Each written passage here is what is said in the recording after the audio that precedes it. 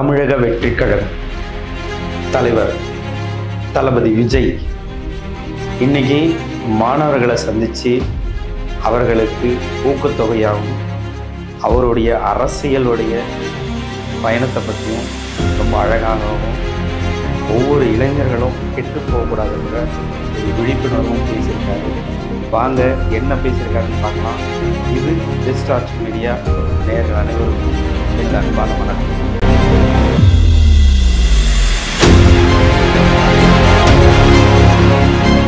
தளபதி விஜய் போன முறை மாணவர்களை சந்திக்கும் போது என்னென்ன தப்பு பண்ணாரோ இந்த முறை அந்த தப்பு நடக்காமல் அழகாக அந்த மேடையை அழகாக வடிவமைச்சிருக்காங்க. போன முறை ஒவ்வொரு மாணவர்களும் தன்னுடைய ஃபோன்லேயும் அவரோட கையெழுத்து வாங்குறதுலையும் அவர் கூட பேசுகிறதுலையும் நேரம் அதிகமாக எடுத்துக்கிட்டாங்க. அது இரவு நேரத்தையும் அதிகமாக ஆட்கொண்டது. அதனால் பல விமர்சனங்களை போன முறை விஜய் சந்தித்தார். ஆனால் இந்த முறை அது நடக்காமல் பார்த்துக்கிட்டாரு. கரெக்டாக ஷெட்யூல் பிரகாரம் யாரும் பேனா பேப்பரோ உள்ளார எதுவும் கொண்டு வரக்கூடாது, ஃபோன் மொபைல் எதுவுமே அலோடு கிடையாதுன்னு சொல்லிட்டாங்க. அதன் பிரகாரம் உள்ளார போனாங்க. எல்லாருமே விஜயை சந்தித்து பேசுகிற வகையில் அந்த நேரத்தை கரெக்டாக பண்ணிட்டாங்க. நேரத்துக்கு சாப்பாடு ஒதுக்கினார். அவர் சாப்பிட போகும்போது கூட எல்லாத்துக்கிட்டையும் நான் உணவு அருந்திட்டு வரேன், எனக்கு 5 minutes டைம் கொடுங்கன்னு சொல்லிட்டு கேட்டு போயிருக்காரு. அதுவும் ரொம்பவும் மாணவர்களை மதிக்கக்கூடிய வகையில் இருக்குது. அது ரொம்ப அழகாக இருந்துச்சு. இவர் முதலாக தன்னுடைய தாவைக்கா கட்சி துவங்கிய முதல் மாணவர்கள் சந்திப்பு இதை வச்சுக்கலாம். ஏன்னா சென்ற ஆண்டு தன்னுடைய அரசியல் பயணத்தை சொல்லாமலே மாணவர்களை சந்தித்தார். இந்த முறை தன்னுடைய அரசியல் கட்சியை துவங்கிட்டு மாணவர்களை சந்திக்கிறது இது முதல் முறை.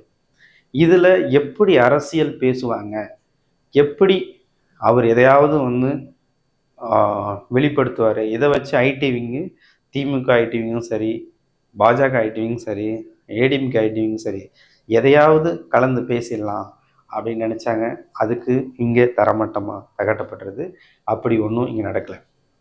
உள்ளார அவர் உட்கார்ந்த இருக்கை 4 நேரி. அந்த சம்பவத்தில் ஒரு இளைஞர் தன்னுடைய வெட்டுப்பட்ட சூழலையும் மதிப்பெண்ணை உயர்த்தி எடுத்து அவருடைய வெற்றியை அந்த ஊர் மக்களுக்கு பறைசாட்டினார். அவரை பக்கத்தில் உட்கார வச்சிருக்கார் சின்னதுரையை.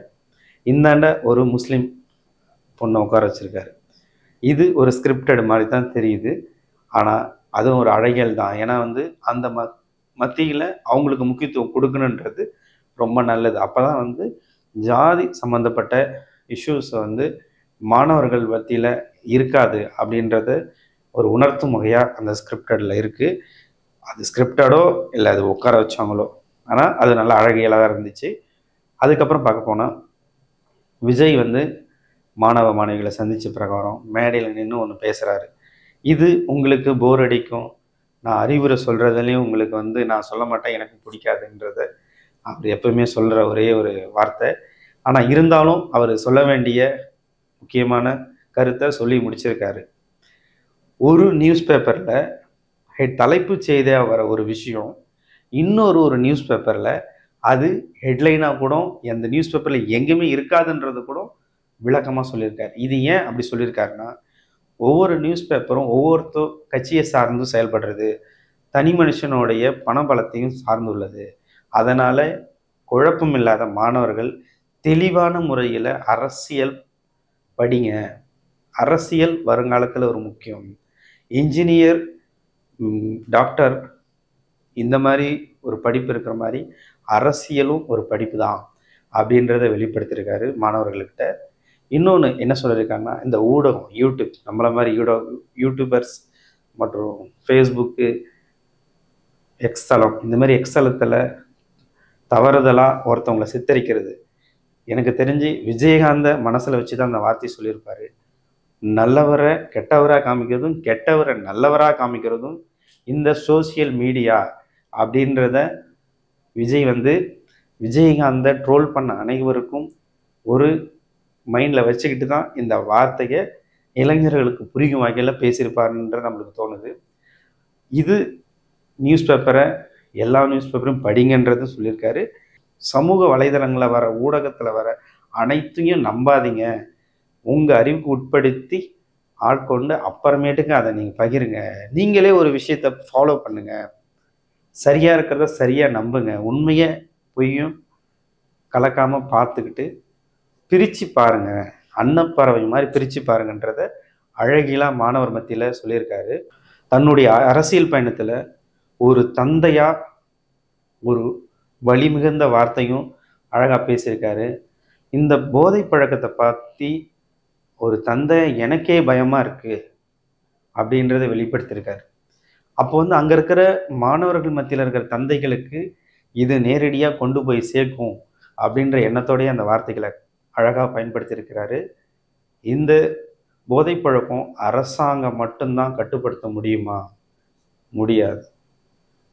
தன்னுடைய செல்ஃப் கண்ட்ரோலை பார்த்து நடந்துக்குங்க. நல்ல நண்பர்களை தேர்ந்தெடுங்க. நல்ல வழிகாட்டுதலை படிங்க.